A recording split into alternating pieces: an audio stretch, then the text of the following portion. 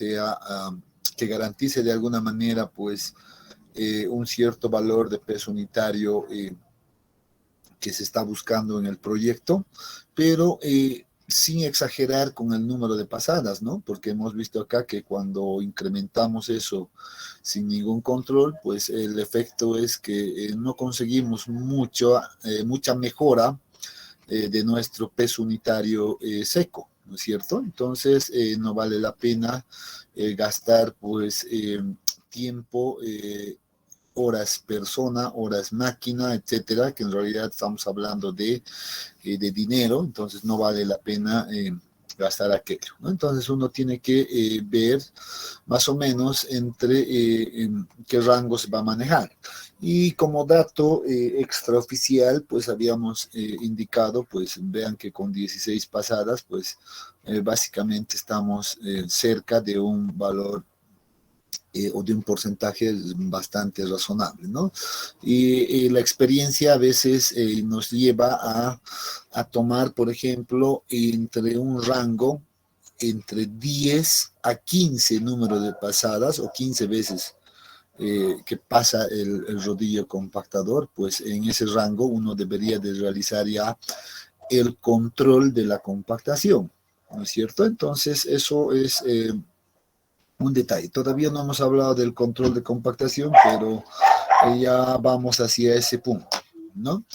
Eh, Bien, por otro lado, habíamos indicado también sobre el espesor en realidad de compactación adecuado, ¿no? Debemos también tomar en cuenta este espesor y habíamos establecido que el espesor óptimo de compactación se encuentra entre 20 a 30 centímetros aproximadamente, ¿no? Por eso muchos recomiendan tomar 20 centímetros de espesor para que se obtenga, pues, eh, una muy buena compactación y uniforme todavía, ¿no? Entonces, eso también habíamos observado a través de estas curvas, que teníamos aquí 4 curvas diferentes que representaban, vean, pues distintos números de pasadas también, ¿no? Y se analizaba pues cuál era la efectividad en función a la profundidad, ¿no? Entonces teníamos ahí pues no había mucha diferencia, por ejemplo, entre la curva de 2 y 45, ¿no? Si uno ve esa diferencia, pues va a notar esto, ¿no? Entonces no hay no hay una gran diferencia en relación a estos valores, ¿no? Entonces, de igual manera, entonces, conclusión, habíamos dicho, tratemos de que este proceso sea realizado entre 20 a 30 centímetros de espesor, ¿no? Entonces, habíamos concluido con eso en la compactación en campo, ¿no? Sin embargo, nos toca hablar un poco respecto a esta curva que tenemos por acá, sobre la curva de compactación, ¿no? Entonces, esta es una gráfica que ha sido extraída eh, del libro de Coduto, ¿no? Del libro de Coduto, eh, donde nos muestra en realidad pues algo muy importante, ¿no? Es relacionado sobre todo con el contenido de humedad y el peso unitario seco esperado o lo que estamos buscando, ¿no? Entonces, vamos a hablar al respecto de aquello ahora. ¿Ya? Entonces, primeramente empecemos a identificar acá una curva de compactación normal que va a salir seguramente del laboratorio, ¿no? Esta vamos a obtenerla en laboratorio, ya sea a través del Proctor estándar o del Proctor modificado, cualquiera de las dos, pues vamos a obtener esta curva. Esta curva, en realidad, yo ya había adelantado esto anteriormente, esta curva de compactación. Ese es mi punto, ¿no? Este es mi punto de partida. Es mi punto de partida o mi punto de inicio. ¿Ya? ¿Por qué digo esto? porque con este resultado de laboratorio, pues yo debo planificar la compactación en campo. O sea, ahora sí vamos a hacer el enlace a través de esta gráfica, vamos a hacer el enlace que existe entre el ensayo de compactación en laboratorio con la compactación que se debe realizar en campo. Ya no es que, bueno, nosotros vamos al laboratorio y determinamos una curva y simplemente obtenemos unos valores y listo, ¿no? Sino, en realidad esta curva tiene una función mucho más específica, ¿no? Y la función principal es justamente esta, la que nos va a ayudar a realizar una correcta planificación de la compactación en campo. ¿Ya? Entonces vamos a utilizar nosotros esta curva. ¿Cómo la utilizamos? Primera cosa, ¿no? Entonces, una de las primeras cosas que debemos hacer con esta curva es identificar este valor, ¿no es cierto? Todos ya hemos hablado de esto. Este valor seguramente le va a corresponder a qué cosa? Al peso unitario seco máximo, ¿no es cierto? También sabemos que con la intersección con el eje del contenido de humedad, pues definimos el contenido de humedad óptimo, así la hemos denominado. Primera cosa. A partir de estos dos datos, ya, a partir de estos dos datos, ahora yo debo planificar la compactación en campo, ¿no? Con estos dos datos de partida. Les había hablado, ese es el segundo punto que tal vez deberíamos de anotarle, ya esto también les había hablado ya en anteriores clases, que cada proyecto en realidad pues tiene un requerimiento específico, ¿no? Entonces, y estos requerimientos pues se encuentran en un documento que se denomina las especificaciones técnicas del proyecto, ¿no? Entonces, el punto 2 pues debe consistir justamente en eso. Debemos revisar las especificaciones técnicas del proyecto. ¿Ya? Entonces, esa es la segunda labor que uno debe realizar como profesional, ¿no? Primero, o pide al laboratorio obtener esta curva, muy bien, conozco estos datos. Segunda tarea que debes realizar es revisar las especificaciones técnicas del proyecto, cómo quieren que se realice la compactación en el proyecto, ¿no? Y seguramente por ejemplo, en estas especificaciones, pues nos van a dar las condiciones del proyecto. Por ejemplo, ¿qué dice este gráfico? Dice, toma como referencia este dato. ¿Qué nos dice? Dice que el peso unitario que se espera en campo, ya dice el peso unitario que se espera en campo, debe ser al menos del 95% del peso unitario seco máximo de laboratorio, que es este valor. Entonces, para ilustrar este ejemplo, pues el autor pues, ha tomado como referencia el 95%. Eso la puedo representar de la siguiente manera. Yo puedo decir, en estas especificaciones debo revisar si dice el 95%, por ejemplo, del peso unitario seco máximo, ¿no? Debo revisar si dice eso. Algunos pueden no decir 95%, sino algunos pueden decir, dependiendo de la importancia del proyecto, algunos pueden hablar del 90% del peso unitario seco máximo. Entonces es importante revisar siempre este dato. O en otros casos, pues puede indicar que esto esté no al 95, puede ser al 96, 97, 98% del peso unitario seco máximo. Pero nunca les van a pedir al 100%, eso sí, estoy seguro. Lo máximo que yo he visto en documentos así de proyectos bastante importantes, como son el caso de las presas, por ejemplo, entonces en ese caso se piden máximo hasta el 98%. ¿ya? El 90% también es raro ver, pero dependiendo qué tipo de obra estoy conformando o qué estructura voy a conformar, pues también a veces se utiliza, digamos, el 90% del porte. Lo más habitual es observar, por ejemplo, el 95%. Es lo más habitual, ¿ya? Pero no hay que confiarnos, ¿no? Entonces siempre hay que revisar este documento, qué es lo que dice.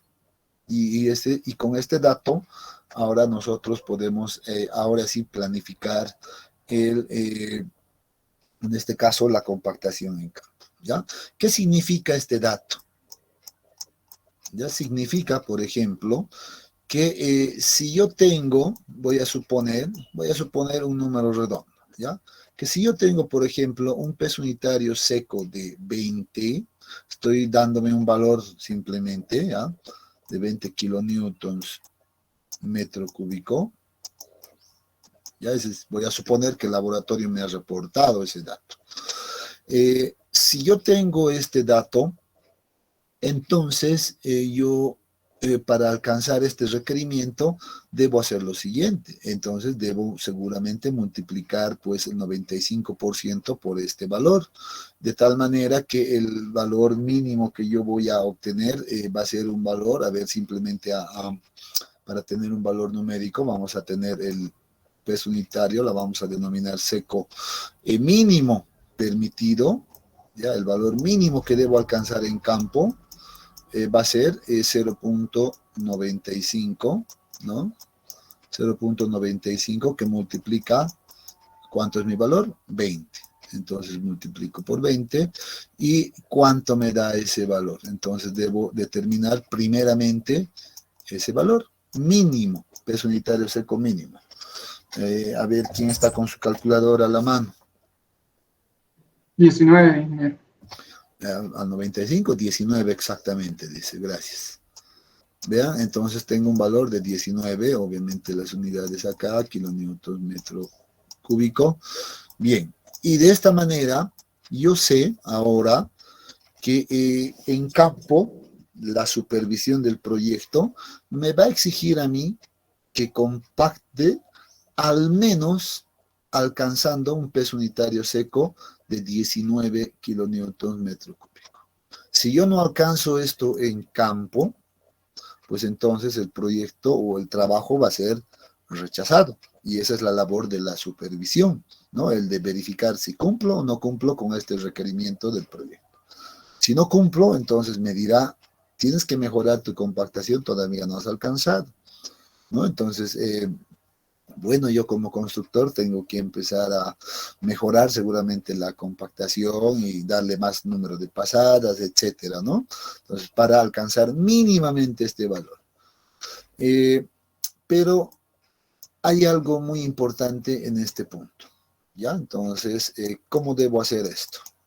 Vean lo siguiente. Yo sé que debo alcanzar este valor mínimamente, entonces me voy a ir al eje de peso unitario seco, aquí, y voy a marcar el valor 19, voy a suponer que estoy en una buena escala, y entonces este valor de acá va a corresponder a un valor 19 kilonewtons metro cúbico. Entonces, por el valor de 19, yo voy a trazar una línea paralela a este eje, al eje del contenido de humedad, ¿ya? Trazo una línea paralela, vean, y voy a marcar una zona. Voy a ver que para este peso unitario mínimo de 19, la línea horizontal pues intersecta a la curva de compactación en 2 puntos, ¿no? Eso estamos observando. Y al hacer aquello, lo que se genera es una zona, vean aquí una zona, y donde se espera que nosotros entremos o alcancemos valores de peso unitario en esta zona. Y a esta zona se la denomina, por ejemplo, rango aceptable de peso unitario seco. O sea, si yo voy a encontrar valores de peso unitario que estén mínimamente en 19 o encima de 19, entonces son valores aceptables y que van o va a significar que la compactación ha sido realizada de manera adecuada y se aprueba. Si yo no llego en esta zona, si yo con mi compactación no he alcanzado esta zona que está remarcada, pues la compactación no va a estar adecuada y va a ser rechazada, ¿no es cierto? Pero ahora vean lo interesante de conocer esta curva y conocer la metodología. Puedo yo fácilmente tomar estos dos puntos de intersección y trasladarlos al eje del contenido de humedad. Vean. Y vean que aquí voy a definir un valor, un punto, un contenido de humedad, no sé, la vamos a denominar mínimo, ya un contenido de humedad mínimo simplemente por darle un nombre. Y voy a definir por este otro lado, vean, un valor de contenido de humedad, voy a decirle también máximo. ¿Ya? Entonces defino un mínimo y defino un máximo. Eso es lo que me está definiendo esto. ¿Qué significa esto ahora? Así ahora dándole la interpretación. Significa que en toda esta zona, ya que en toda esta zona que está acá, remarcada, voy a utilizar otro color para representar al agua en realidad, ¿no? Que en toda esta zona o valores de contenido de humedad que se encuentren en toda esta zona, pues me van a garantizar alcanzar este peso unitario aceptable. Esta es la estrategia que se utiliza. Ya, pero debo decirlos nuevamente,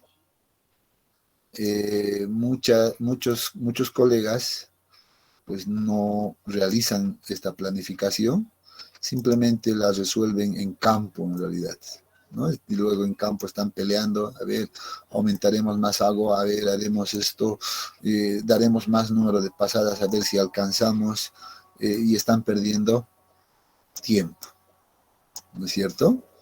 Entonces, si uno se toma unos minutos, se tomara, digamos, unos minutos y planificaría adecuadamente el proceso de compactación en campo, pues seguramente que los resultados serían mucho más óptimos.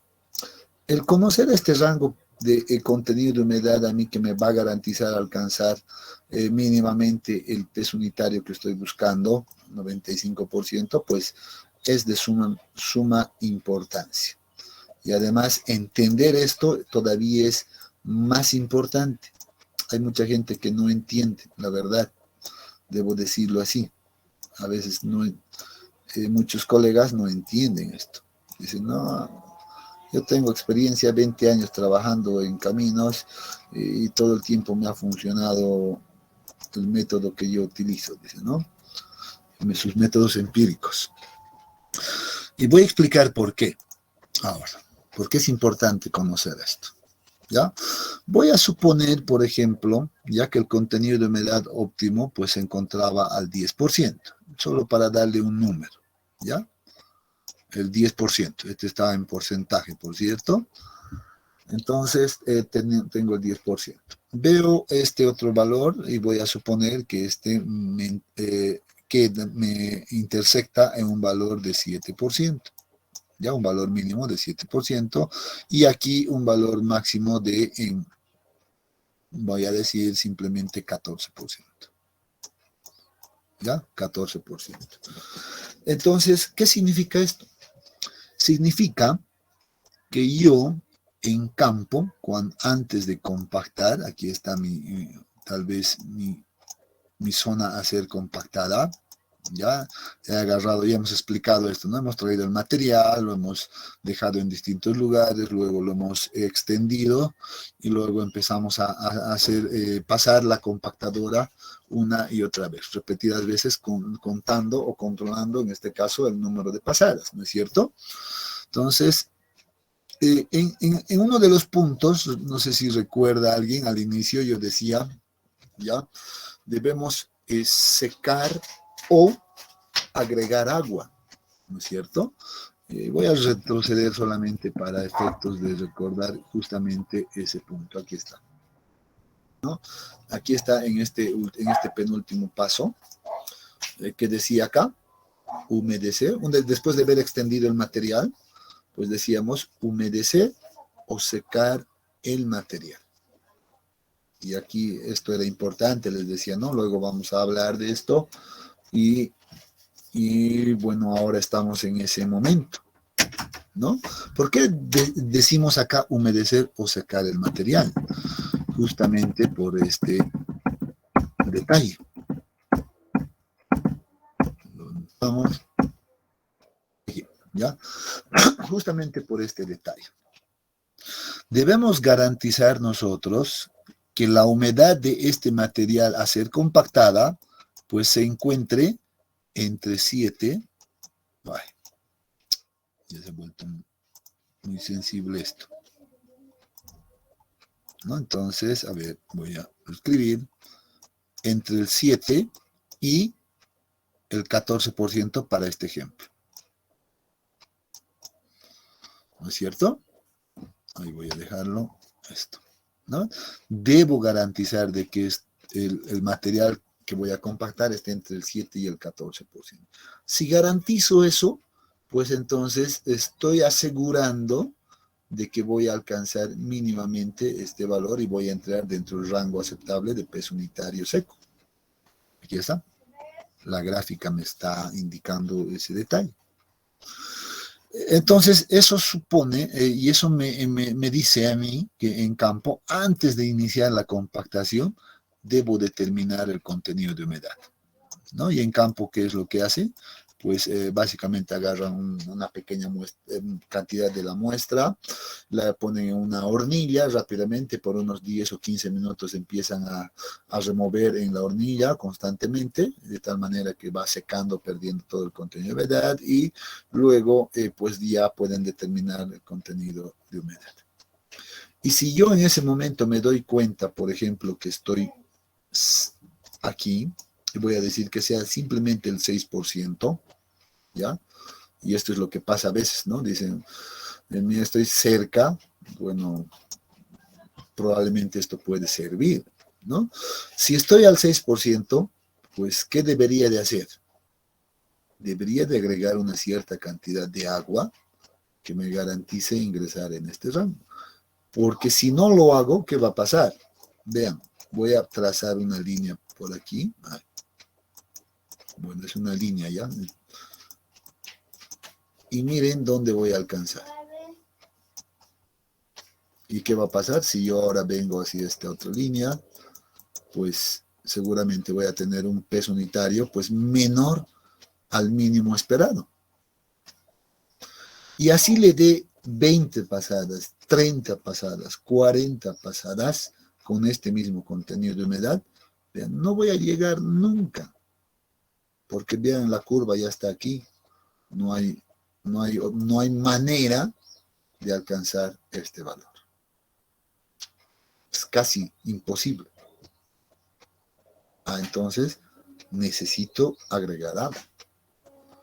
Pero ahora sí, imagínense que el caso hipotético que, por ejemplo, yo tenía ya todo listo para compactar un día antes y estamos en época de lluvia como ahora y en las noches pues le pega una lluvia. ¿Qué pasa? ¿Qué pasa si le pega una lluvia ahí? Va a incrementar el contenido de humedad, ¿no es cierto? Y vamos a suponer que por la vida del mismo material y todo, pues llegamos a un valor, vamos a ponerlo del 16%. Se ha pasado. Tenemos una mayor cantidad de agua. Y viene el constructor y dice, pues, bueno, está ya húmedo el material. Yo sé que cuando le agregamos agua, pues se compacta bien, ¿no? Entonces eso nos han dicho en unas clases de mecánica de suelos. Excelente, la teoría también dice lo mismo. Mientras agregas más agua, vas a incrementar el peso unitario. Excelente. Y como no quiero perder tiempo tampoco, porque al final también es un factor importante eso en la construcción, ¿no? El tema tiempo. Y hago directamente con este mismo contenido de humedad, pues inclusive agarran y les dicen, oh, qué bien que ha llovido, ¿no? Le dan las gracias a la lluvia y empiezan a compactar nuevamente. Bueno, el proceso se está dando, pero miren lo que va a ocurrir. Miren lo que ocurre. Nuevamente, va a ser imposible de alcanzar el mínimo esperado por la misma situación. Estamos fuera del rango aceptable de contenido de humedad. Este es el rango aceptable de contenido de humedad con el cual yo debo trabajar. Debo verificar eso antes de iniciar la compactación en campo, ¿no? Entonces, bueno, son detalles que uno debe conocer. Entonces, sigo compactando, le doy 10 pasadas, 20, 30, controlo y nunca voy a alcanzar el peso unitario mínimo, porque el material tiene esta curva de compactación. Es por eso, ¿no? que hemos hecho el ensayo, para conocer justamente la curva de compactación del material. ¿No es cierto? Entonces, en este caso, ¿qué deberíamos de hacer? Esperar pues que el contenido de humedad baje. ¿Y cómo va a bajar? Lamentablemente aquí simplemente es tiempo, hay que esperar que salga el sol, ¿no? Y empiece a radiar ahí y va a empezar a secar el material, lamentablemente. Y eso es tiempo, lamentablemente. Hay que esperar, bueno, se tendría que esperar si quiero ser, pues, si quiero ser objetivo en mi trabajo, ¿no? Y además hacer un trabajo óptimo, tendría que esperar.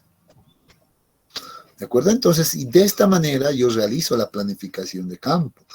Si yo conozco ahora estos conceptos, entonces la siguiente que me va a tocar hacer una planificación, voy a agarrar, voy a dibujar la curva, voy a obtenerlo, muy bien, voy a revisar las especificaciones técnicas y bueno, de acuerdo a esto, pues determino el rango aceptable de contenido de humedad.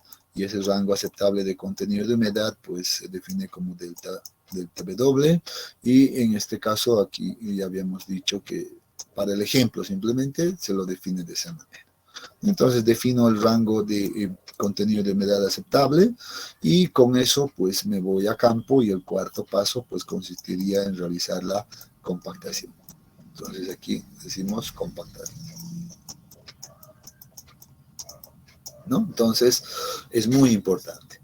Claro que ahora si vemos este detalle, miren, si vemos todavía este detalle, podemos todavía aprovechar más esta gráfica, ¿no? ¿Ya? Pero obviamente esto ya es un poquito, digamos, para temas un poco más avanzados, habría que hablar de la estructura del lado seco, etcétera, ¿no? Generalmente a toda esta zona que está del óptimo al lado izquierdo se la conoce como lado seco, ¿no? Entonces aquí está dry. Y lo que está a este otro lado, pues se la conoce como lado húmedo, ¿no? Entonces, a veces siempre la pregunta viene, ¿no? ¿Qué me conviene más? Y vean que puedo entrar en mucho más detalle, un tema bastante amplio aquí, ¿no? Para temas más avanzados. ¿Me conviene realizar la compactación por el lado húmedo o me conviene realizar la compactación por el lado seco? ¿No? Entonces viene ahí la cosa. Entonces, puedo todavía subdividir este rango aceptable de contenido de humedad en dos, como que en dos rangos muy aparte. Uno que corresponda al lado seco y uno al lado húmedo. Y la respuesta en realidad está condicionada en función, primero, al tipo de estructura o de obra que estoy realizando. Si voy a venir a compactar por este lado o por este otro lado. ¿Ya? Y segundo, el tipo de material. ¿Ya? Entonces dependía también del tipo de material, por qué lado me conviene compactar. ¿No es cierto? Entonces, ese es un tema otro tema muy amplio, pues, de discusión que podemos tomarnos seguramente toda una clase. Habría que hablar de estructuras, cómo cambia la estructura en este lado, si es floculada, dispersa, etcétera. Y la verdad no quiero complicarles la vida, ¿no? Lo único que quiero que entiendan de este gráfico, de este esquema, es que la planificación está básicamente compuesto por estos 4 puntos y que yo debo determinar adecuadamente este rango en función a las condiciones del proyecto. Eso quiero que entiendan nada más en este punto. ¿De acuerdo? A ver, ¿ha quedado claro esta explicación de la, en este caso, de la planificación de este proceso de compactación? ¿Sí o no? Sí, ingeniero. Excelente. Entonces, cuando yo coloque en su examen datos de un ensayo Proctor y les diga realicen la planificación de la compactación de acuerdo a los siguientes criterios, ¿ustedes podrían realizar ese trabajo?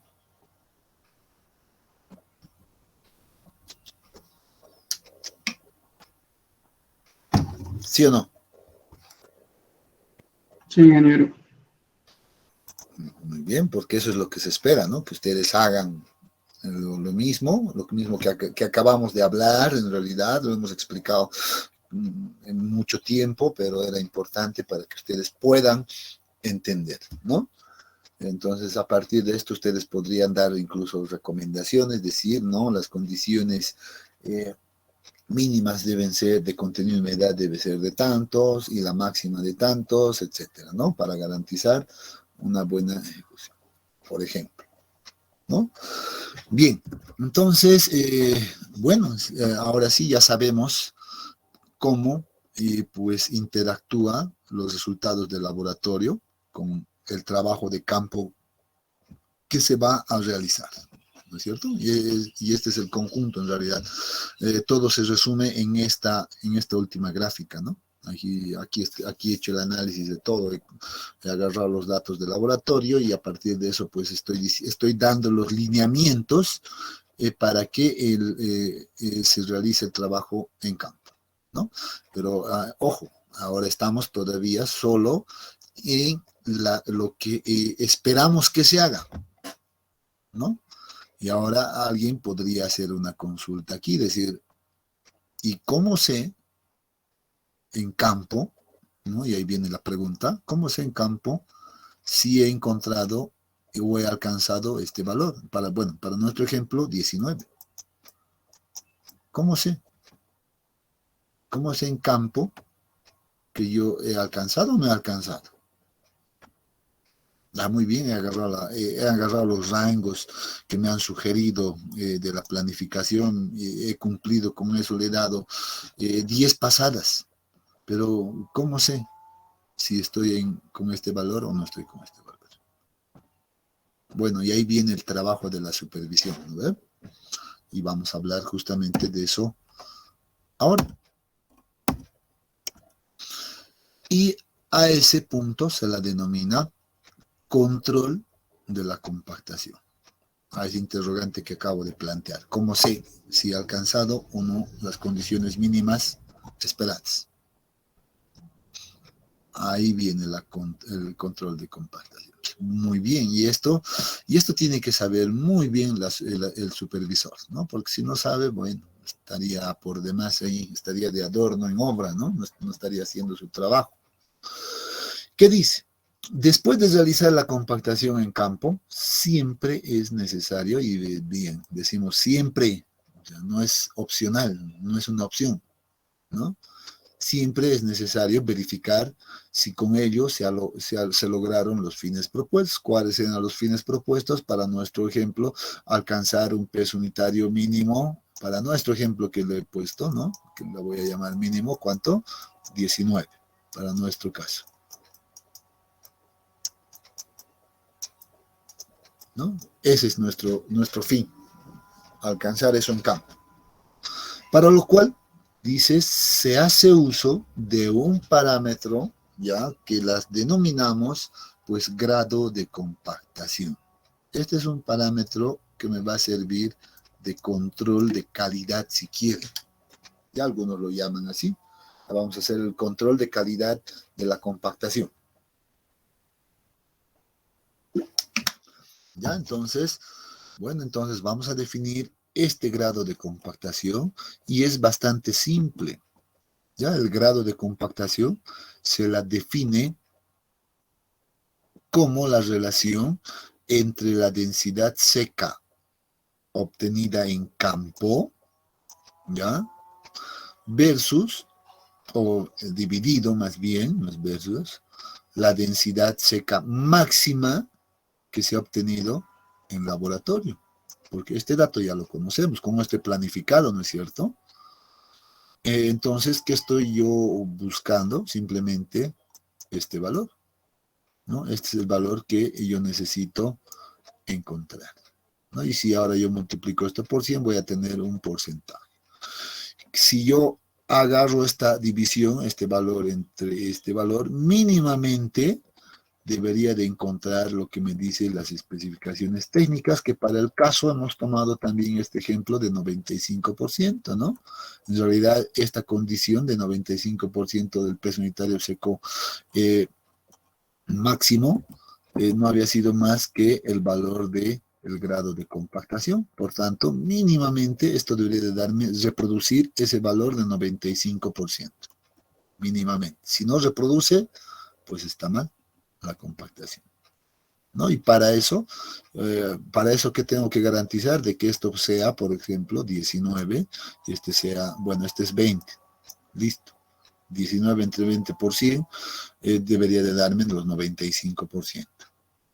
¿No es cierto? Entonces, nuevamente, aquí viene pues el detalle. Bueno, aquí está en términos de densidad. ¿Puedo yo trabajar esto igual, ¿no? El grado de compactación, valor R, pues va a ser igual en términos del peso unitario seco. Peso unitario seco de campo, esto no hay ningún problema, puedo manejarlo así, dividido entre el peso unitario seco máximo de laboratorio. Porción. Es indistinto, ¿no? O puedo trabajar en términos de peso unitario seco o en términos de densidad seca máximos, o máximos y la de campo, ¿no? Eso ya depende de uno, pero en realidad es lo mismo. Muy bien, ya conozco la ecuación del grado de compactación y bueno, vamos a recordar un poquito cómo se ha hecho el proceso, ¿no? Hemos dicho, en laboratorio se determina la densidad seca máxima y el contenido de humedad óptimo, o sea, la curva de compactación. Luego, con esa curva de compactación, planifico la compactación en campo, nos vamos a campo y realizamos la compactación, ¿no? En campo. Luego, para finalizar todo el proceso, vean, para cerrar el ciclo, si quieren, pues debo realizar el control de la densidad alcanzada en el terreno. Y esto ahora es lo último que nos falta de este capítulo y con esto estaríamos concluyendo también. Es un capítulo bastante práctico y corto, ¿no? Entonces esperamos concluir también nosotros el día de hoy, ¿no? Y mañana simplemente hacemos alguna aplicación práctica respecto a este tema y estaríamos listos para el examen. Bien, dice, ¿cómo determinamos el peso unitario en campo? ¿No? Que es el dato que me está faltando para poder reemplazar en la ecuación del grado de compactación. Bueno, dice, el procedimiento genérico, en realidad es bastante simple, ¿ya? Y se traduce en un par de pasos simplemente. Por ejemplo, aquí dice, el primer paso dice, debemos excavar un hoyo, un agujero en el terraplén o en la zona donde hemos hecho la compactación, ¿no? Generalmente del espesor de la capa compactada. Bueno, esto es teórico, ¿no? Pero generalmente se hace entre 10 a 15 centímetros aproximadamente. Ya vamos a ir aclarando un poquito más ese detalle. Y luego debemos determinar el peso del material excavado, ¿no? Entonces, ¿qué estamos diciendo? Yo tengo acá la zona compactada. Voy a suponer que esta es la zona compactada. Aquí está el espesor de compactación. Entonces, lo que me está diciendo es que en esta zona compactada, pues yo realice una excavación. Generalmente ese hoyo se lo realiza de esta manera, ¿no? Realizamos un hoyo. ¿Y qué va a pasar en este caso con el hoyo? Ups. Lo he borrado todo, más bien. No quería hacer eso, pero bueno. Ahí. Bueno, ¿qué va a ocurrir cuando realizamos este hoyo? Pues lo que va a ocurrir es que vamos a extraer muestra de acá, ¿no? Vamos a extraer una muestra. Ya, ahí vamos a tener una cierta cantidad de muestra y sí, hay que tener mucho cuidado en no perder ningún gramo de muestra acá. Entonces yo voy a extraer todo lo que he extraído del hoyo, la voy a guardar en un recipiente hermético y luego voy a determinar, en este caso, el peso del material o la masa del material. En este caso, como estoy realizando la compactación a un cierto grado de contenido de humedad, pues este material va a ser pues una masa húmeda, ¿no? ¿Sí o no? Entonces la voy a dejar simplemente de esa manera. Determinamos primer dato que tenemos del trabajo. Segundo paso, dice, debemos determinar el contenido de humedad del material extraído. Ah, muy bien. He determinado la masa húmeda, pues entonces ahora le voy a meter de preferencia todo el material al horno por 24 horas y luego voy a determinar la masa seca, ¿no es cierto? Voy a determinar la masa seca y con la masa seca voy a encontrar el contenido de humedad. Recuerdo la ecuación de contenido de humedad es igual a la masa del agua sobre la masa seca, ¿no es cierto? Por 100, obviamente. Por 100. Listo. Determinamos el contenido de humedad. ¿Qué datos tengo? Muy bien, tengo la masa húmeda, tengo el contenido de humedad. Paso número 3. Dice, debemos medir el volumen del material excavado. Ah, excelente. Y aquí viene un trabajo bastante interesante. Bueno, voy a colocar de otro color esto. Parece este mismo, ¿no? Yo he hecho un hueco acá, ¿no? Hemos realizado un hoyo por acá. Pues ahora la tarea va a consistir en determinar cuál es el volumen del hoyo que yo he realizado. Debo determinar ese volumen del hoyo. Ahí está. Es una incógnita. ¿Cómo determino? Ahí está el detalle. Ahí viene, aquí se aplican pues diferentes métodos. Ya hay distintos métodos que podemos aplicar, pero el objetivo es ese, de medir el volumen del material excavado o medir el volumen del hoyo, porque al final ese es el punto. Una vez que he encontrado el volumen del hoyo, pues dice, ahora debo determinar el peso específico del material. En este caso estoy determinando simplemente el peso específico húmedo, ¿no? Sabemos que si estoy trabajando en términos de masa, bueno, puedo definir la densidad húmeda. La densidad húmeda va a ser la masa húmeda que he medido, esa masa, dividido entre, ¿entre qué? Entre el volumen del hoyo, ¿no? Entre el volumen del hoyo. Y de esa manera tengo la densidad húmeda. Si quiero en peso unitario, pues lo multiplico esto por 981 y voy a tener en kilonewton metro cúbico, que ya sabemos, ¿no? Ya no vamos a repetir ese proceso. Bien, pero ya estamos avanzando. Quinto paso. Dice, debemos obtener el peso específico seco del terraplén o de la zona compactada. ¿Cómo determinamos esto? Fácil. Si estoy en términos de densidad, pues voy a decir que la densidad seca en campo, como lo hemos denominado, porque hemos hecho este trabajo en campo, bueno, va a ser igual a ¿qué cosa? La ecuación bastante básica de relación peso-volumen va a ser igual a la densidad humedad dividido entre 1 más, ¿qué cosa? El contenido de humedad, que también tengo como dato ahí. Y listo. Y ahora ya tengo el valor, vean, ya tengo el valor de la densidad seca en campo.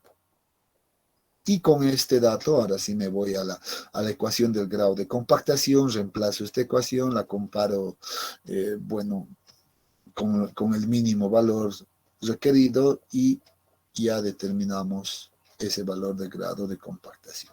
Y aprobamos o rechazamos el proceso de compactación. Es así de simple, ¿no? Ese es el proceso resumido, básicamente, de la determinación de la densidad en campo. Pero debo decir en este momento, no es el único método. Bueno, en la actualidad la tecnología ha avanzado bastante, ya bastante, digo, que ya se han creado diferentes equipos en realidad para determinar pues, la densidad en campo sin realizar ningún hoyo, ¿sí? O sea, denominados métodos no destructivos, ¿no? Entonces ahí tenemos el método de densímetro nuclear, el método de GeoGauss. Hay principalmente 2 o 3 equipos ya que uno puede utilizar para determinar estos valores, ¿no? Lamentablemente en nuestro medio pues no se utiliza mucho todavía aquello. Uno, por el caso del densímetro nuclear, por lo peligroso que representa ese equipo, ya hay un peligro bastante alto en el uso de ese equipo, por tanto, y también por otro lado el precio que representa, ¿no? El obtener ese equipo. Y los otros equipos por la confianza que uno tiene, ¿no? Que no le tiene todavía confianza y la falta de conocimiento en muchos casos, ¿no? Entonces hay varios factores que en realidad hacen que todavía en nuestro medio pues estemos trabajando de esta manera. Y es lo más habitual. Entonces, pues, es por eso que aquí estamos describiendo ese procedimiento. ¿De acuerdo? Ya, entonces, bueno, este es en términos generales, pues, el procedimiento de determinación del peso unitario seco en campo. ¿Tienen alguna consulta de este punto?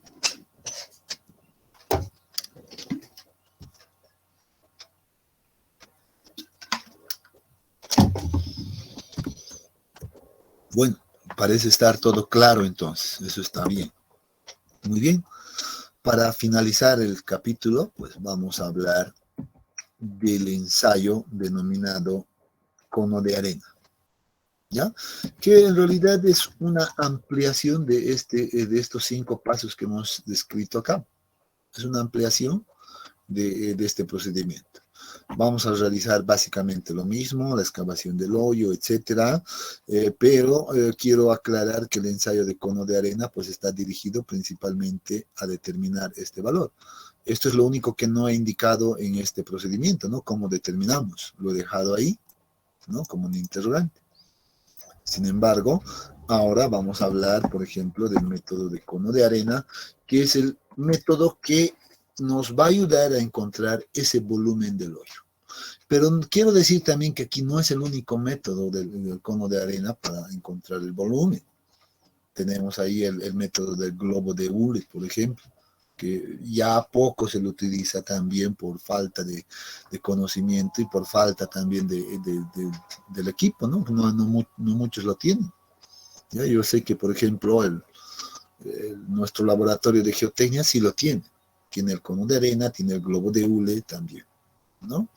Entonces es otra alternativa. Pero, bueno, nuevamente, cuando ustedes salgan a algún trabajo afuera, pues seguramente van a ver pues con mucha frecuencia el ensayo de cono de arena. Y es por eso que, bueno, le vamos a dar una revisada a cómo se lo realiza este ensayo, ya cuál es el procedimiento y cuáles son los cálculos que debemos realizar. No es nada complicado, es bastante simple, pero sí hay que ser un tanto ordenados en el proceso. ¿Ya? Vamos a tratar de explicar lo más práctico posible. Primero, este es el equipo mínimo necesario. Este es el cono que se utiliza. Existen distintos tamaños de cono, de diámetros mucho más pequeños, mucho más grandes, etcétera. Y el más estándar es principalmente este, ¿no? Vean que este cono en realidad, bueno, recibe el nombre justamente por esta parte, ¿no? Aquí está el conito, pero este cono no viene solo. Está unido en realidad a un recipiente, a un bote, en este caso. La vamos a ir bautizando aquí un poquito para ir luego seguir una secuencia lógica cuando empecemos a nombrarlos, ¿ya? Esto lo denominamos bote, ya esto lo denominamos cono, ¿no es cierto? A esto lo denominamos la placa base, ya simplemente le vamos a poner aquí sus nombrecitos, aquí creo que debería de tener, bueno, ya, pero ahí está. Esta es una placa base. Noten que, por ejemplo, este cono tiene una válvula acá, ¿no? Ambos conos tienen una válvula, ya que es una especie de una perilla que uno puede girar, por ejemplo, hacia este lado, y lo que hace es abrir el conducto. Eso permite, es como una llave de paso, ¿no? Uno gira hacia un lado, pues el conducto queda libre. Y si gira hacia el otro lado, ¿ya? Y si gira en la otra dirección, pues el conducto va a quedar cerrado. Es básicamente la función de una llave de paso. Y vamos a, obviamente esto es necesario porque el procedimiento lo requiere, ¿no? Entonces vean, aquí tenemos exactamente lo mismo. Otro detalle que vamos a observar acá es que la placa base, por ejemplo, tiene un orificio en el centro, ¿no? Y este orificio es exactamente la misma medida, el mismo diámetro, pues, del cono.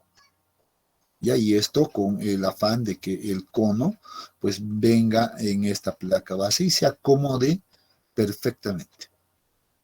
¿Ya? Entonces esa es la función, por eso tiene esa forma. La arena que se utiliza para realizar el ensayo pues es una arena bastante específica. Bueno, las especificaciones dicen que debe ser tiene que ser partículas redondeadas, lo más redondeadamente posibles. Además, tiene que ser lo más uniformemente posibles. A veces también se la denomina en alguna bibliografía, pues como arena 2030. Eso significa, pues, que pasa el tamiz número 20 y es retenido en el tamiz número 30. ¿No? Entonces, por eso a veces algunos autores pues la denominan igual de esa manera, otros autores la denominan arena de Ottawa, porque el original, en realidad la propuesta original del ensayo pues fue desarrollada en Ottawa en realidad, ¿no? Entonces eso en una, bueno, no es... a ver, se me ha ido el nombre. En Estados Unidos no son ciudades, son, ¿qué son? No son ni, a ver, ahí se me ha ido. ¿Qué son? A ver, ayúdenme a recordar. No son ciudades, ¿no? ¿Estados? Estados, exactamente, estados, ¿no?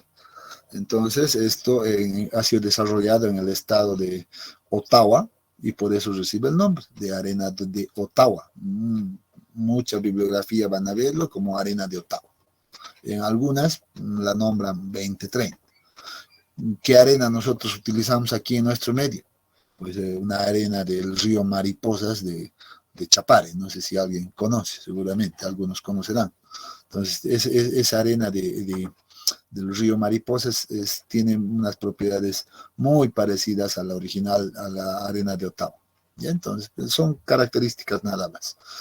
Bien, pero vean lo que necesitamos. Una base, un bote, el cono y una arena seleccionada. ¿No es cierto? Entonces, con esto, pues empezamos a desarrollar el ensayo de cono de arena. Antes, aquí estoy viendo que se pasa directamente ya al procedimiento. En laboratorio yo debo realizar una especie de calibración. Ya debo realizar una especie de calibración acá. Primero debo calibrar la arena. Ya calibramos la arena, ¿en qué sentido? Debemos determinar en laboratorio, con ayuda de algunos accesorios básicos, pues la densidad seca de esta arena. Debe ser conocida. ¿Ya?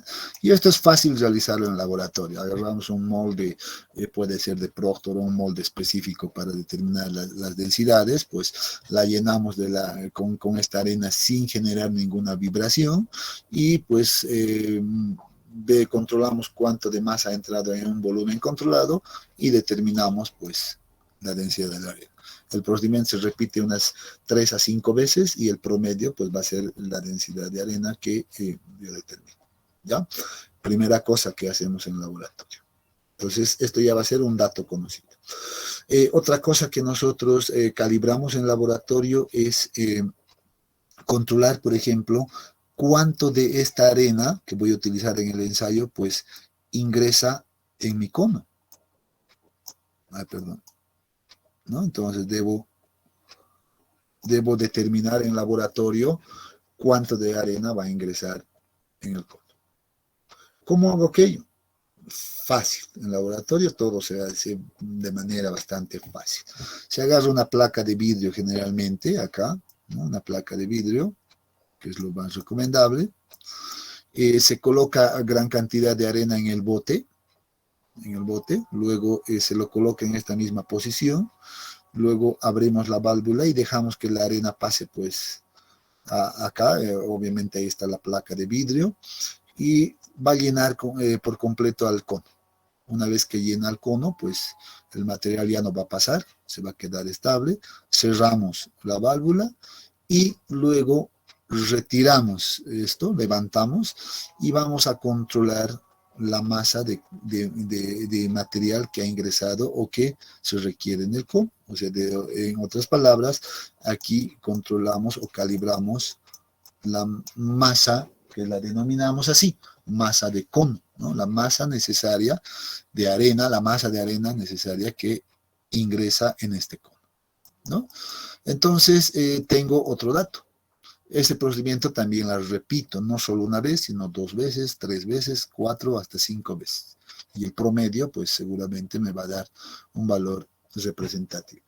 Entonces, son dos cosas que ya 2 datos que ya conozco de calibración en laboratorio. ¿No es cierto? Otro dato que también puede ser ya adelantado en laboratorio es lo siguiente. Yo lleno este bote por completo, ya con la arena, y registro, lo primero que registro es una masa inicial, que la puedo denominar masa 1. ¿Ya? Yo la puedo denominar masa 1, que va a representar, por ejemplo, a la masa del cono. ¿Ya? Entonces voy a colocar acá la masa del cono. Tengo que pesar todo en conjunto siempre. ¿Ya? Masa del cono más el bote, obviamente, ¿no? Y por eso decimos aquello, más la arena que haya ingresado en este bote, ¿no? Más la arena. O sea, para mí, la masa M1 va a ser mi masa inicial, que está considerando pues a la masa del cono del bote más toda la arena que ha llenado en el bote, que es un dato que ya lo tengo registrado en laboratorio antes de ir a campo, ¿no? Ahora sí, con esos 3 datos que tengo, ya esta calibración de la densidad de la arena, la masa del cono o la masa de arena que ingresa en el cono, más la masa del cono, más el bote y la totalidad de arena que haya llenado el bote, pues me voy a hacer el trabajo de campo. Y ahora vamos a describir cómo se realiza ese trabajo. Aquí vamos a tratar de verlo de manera gráfica, ¿no? En estas imágenes que ayudan bastante. Aquí estamos observando pues el cono, el bote, que además ya tiene a la arena ahí adentro, ¿no? Entonces ya aquí estaríamos hablando de que aquí tenemos, por ejemplo, ya la masa 1 registrada, ¿no? Masa del cono, más el bote, más la arena. Entonces, ¿qué es lo que hacemos? Nosotros vamos a colocar a la zona de compactación. Obviamente estas fotografías están representando a la realización de este ensayo en terreno natural, que también puede ser realizado, ¿no? Pero el procedimiento es el mismo, ya sea en un terraplén, en una presa, etcétera, eso no va a cambiar. ¿No es cierto? Entonces, lo que hacemos es, bueno, sobre la superficie colocar la placa base de manera fija, lo aseguramos, lo fijamos en un lugar específico y con ayuda de algunos accesorios de estos, vean, un cincel en este caso, una espátula tipo cuchara, no sé, podemos utilizar un martillo inclusive para darle algunos golpes si está muy compacto, digamos, el material. Pero empezamos a realizar el hoyo, lo que hemos descrito hace un momento, pero con el diámetro, observen, de esta placa base. Entonces empezamos a extraer el material y vemos aquí al otro lado que el material que hemos extraído pues está siendo almacenado en una bolsa plástica, un recipiente hermético, por eso habíamos dicho, de tal manera de que el contenido de humedad no cambie, no varíe. No estamos ahí almacenando. ¿Para qué estamos almacenando acá? ¿Qué hemos dicho? Hacemos el hoyo y debemos registrar ¿qué cosa? La masa húmeda. Para efectos de este ensayo la puedo denominar M2, ¿no? Pero yo sé que esto es masa húmeda, si quieren la vuelvo a escribir, ¿no? Es la masa húmeda. Bueno, ahí está, es la masa húmeda. Entonces, esto debo determinar, guardarlo. Si no he llevado mi balanza a campo, no tengo en campo la balanza, pues la debo guardar muy bien, todo este material, protegerlo en este recipiente, llevármelo al laboratorio y seguro que en el laboratorio pues voy a registrar esta masa. Pero va a ser un dato que conocemos, ¿no? Una vez que hemos realizado el hoyo, hemos extraído el material. Ah, otra cosa, de este mismo material, ¿qué debo hacer? Determinar el contenido de humedad, ¿no? Ya hemos dicho eso hace un momento, pero estoy repitiendo. Una vez que hemos realizado el hoyo, pues vean que aquí estoy colocando pues este cono en este sentido, justamente como les decía, en el orificio que hay en la placa base, ¿no? Y aquí el operador está pues listo para iniciar el ensayo, ¿no? Para abrir la válvula, vean que ya está casi listo para que abra la válvula. Entonces, una vez que está en esa posición, pues lo que se hace es abrir la válvula y esperar que la arena que está en el bote, pues pase al hoyo, ¿no? Entonces, por lo general estos botes son pues algo transparentes, ¿no? Y uno puede observar, pues, por ejemplo, cuando ya el hoyo ha quedado completamente lleno y también el cono, ¿no? Porque en ese momento, pues, la arena que está en el bote, pues, va a quedar ya estático y ya no va a pasar a este lado, porque ya ha llenado. Entonces, una vez que ha concluido con ese proceso, pues nosotros cerramos la válvula, ¿no? Entonces vamos a hablar justamente de aquello. Bueno, aquí habíamos dicho, pues estamos describiendo en términos teóricos, dice, pues el paso 1, realizar el hoyo en la zona compactada, aquí está. El paso 2, registrar la masa húmeda extraída, bueno, M1 aquí dice, bueno, puedo corregir, ya, vamos a corregir. Discúlpenme, bueno, no me había dado cuenta de que la presentación ya tenía una secuencia de identificación, bueno, pero no hay problema. Lo único que debo entender que es la masa húmeda, ¿no? Registramos la masa húmeda extraída como M1. Paso 3, determinamos el contenido de humedad, aquí está, vamos a determinar el contenido de humedad. Paso 4, determinamos la masa seca extraída con M2 y eso puede ser también fácilmente realizable, ¿no? ¿Cómo realizo aquello? Aquí voy a hacer un paréntesis, pues la masa 2 en este caso va a ser igual a la masa 1, siguiendo el mismo concepto de densidades, masa 1, dividido entre 1 más el contenido de humedad. Entonces puedo determinar con esta ecuación. Luego el paso 5 dice, debemos realizar el ensayo de cono de arena. ¿Cómo realizamos el ensayo de cono de arena? Simplemente abriendo la válvula y esperando que toda la arena pues pase a rellenar el hoyo y también el cono, ¿no? Eso es lo que, en eso consiste el ensayo de cono de arena. Muy bien, entonces una vez que he conseguido esto, pues pasamos al paso 6 y dice ahora, debo registrar la masa del bote, vean bien, más el cono, más la arena sobrante. O sea, siempre va a quedar algo de arena en el bote, ¿no es cierto? No, o sea, nunca vamos a tener pues la cantidad exacta, sino siempre va a sobrar algo de arena en el bote. Una vez que he cerrado la válvula, pues lo retiro y voy a registrar la masa del bote, más el cono, más la arena que todavía restó o después del ensayo, ¿no? Como masa 3. Eso después del ensayo. Muy bien. Entonces estoy remarcando aquí hace referencia la masa 3. Con este dato ahora me voy a pasar a la siguiente etapa. Bueno, repetimos esto. Aquí se está observando en esta fotografía que por ejemplo, ya se está retirando el cono con el bote y la arena sobrante. Aquí se puede notar aquello, ¿no?, que todavía ha restado. Entonces aquí es donde registramos entonces la masa 3 de todo esto. Y va a quedar seguramente así, el hoyo lleno y una cierta cantidad de arena aquí arriba, obviamente. Esta cantidad de arena que está aquí arriba corresponde pues a la arena que ha llenado todo el cono. ¿Recuerdan esto que ya habíamos calculado en laboratorio? ¿No? Entonces, todo esto que aparece aquí arriba, pues corresponde exactamente a esta masa, simplemente para que se den cuenta. Entonces, ahora mi paso 7, pues va a consistir en determinar el volumen del hoyo.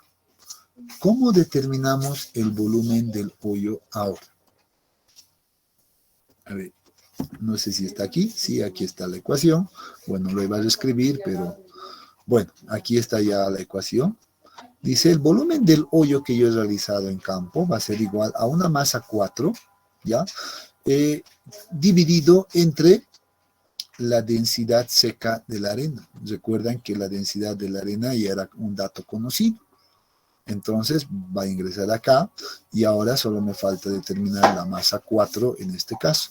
Pero la masa 4 va a ser igual a ¿qué? Vean aquí, dice, la masa 4 va a corresponder a la masa de arena que llena el hoyo.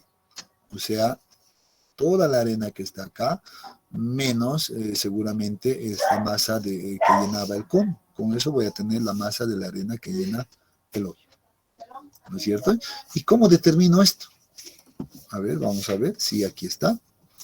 Bueno, aquí está el dato. La masa 4 va a ser igual, dice, a la masa sub 0. Y bueno, aquí está el detalle. Voy a retroceder atrás simplemente para arreglar esa nomenclatura. Ya, vean. Yo lo había llamado masa 1 a esto. Sin embargo, según mis datos ahora que estoy revisando, pues esto debería de llamarse masa sub 0. ¿Ya? Esa masa sub 0 corresponde pues a la masa del cono más el bote más la arena que ha llenado el bote. Esta masa inicial del laboratorio.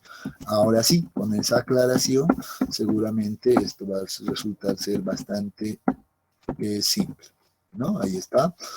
Tenemos la masa 4, pues va a ser esa masa inicial, masa sub 0, menos la masa 3. La masa 3, recuerden, es la masa después del ensayo, ¿no? Aquí está, remarcado, menos esta masa de cono, ¿no?, que está aquí arriba.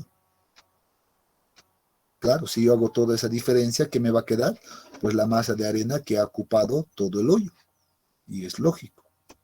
Y vean que el método de cono de arena, pues básicamente era para eso, para encontrar este volumen del hoyo ahora. Y tengo todos los datos, este es un dato conocido, este también es conocido después del ensayo, este es antes del ensayo, después del ensayo, y la masa del cono que viene de la calibración, con eso tengo la masa 4, ¿no es cierto? Y esto también viene de calibración y ya tengo el volumen del hoyo. Y ahora el problema está resuelto. Paso 8, determinamos la densidad seca en campo. ¿Cómo determinamos la densidad seca en campo? Bueno, densidad seca en campo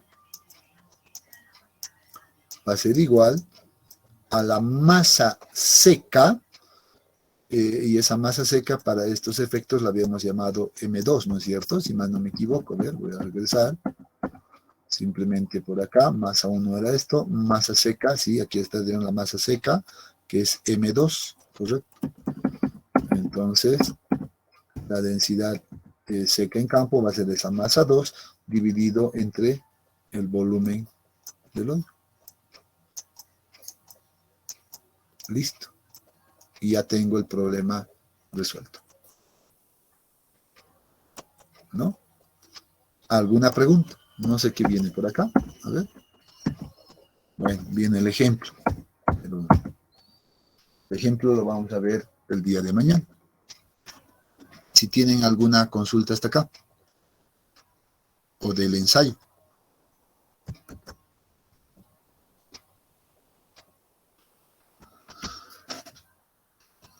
Bueno, creo que ninguno. Si no hay... sí, adelante.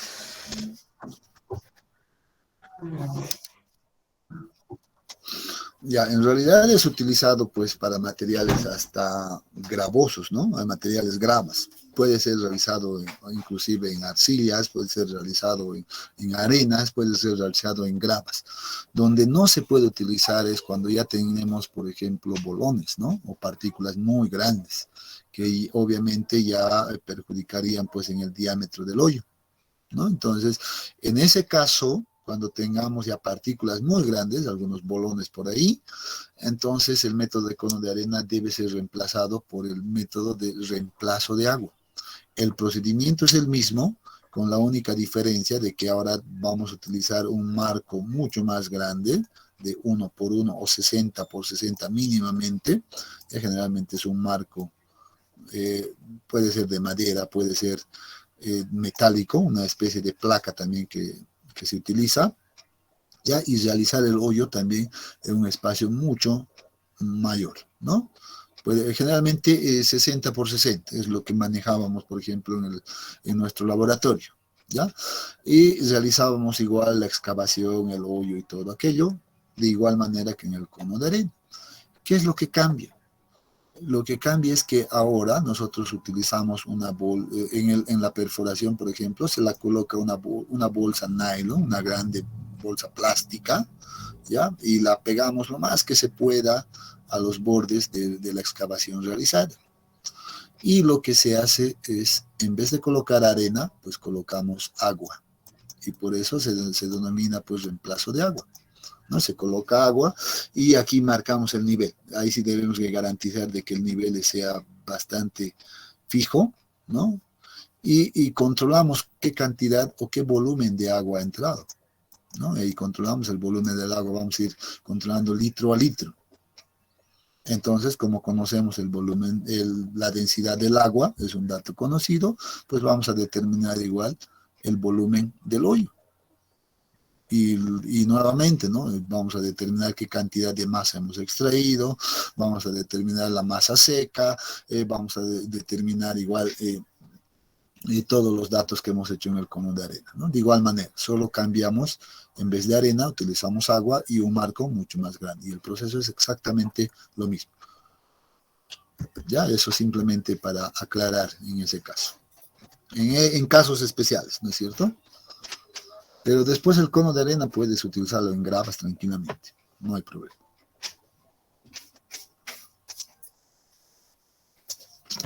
¿Alguna otra duda?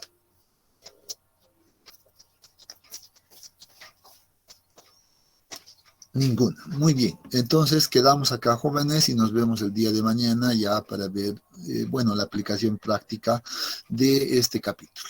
¿Ya? Entonces nos vemos hasta el día de mañana. Que tengan buenas noches.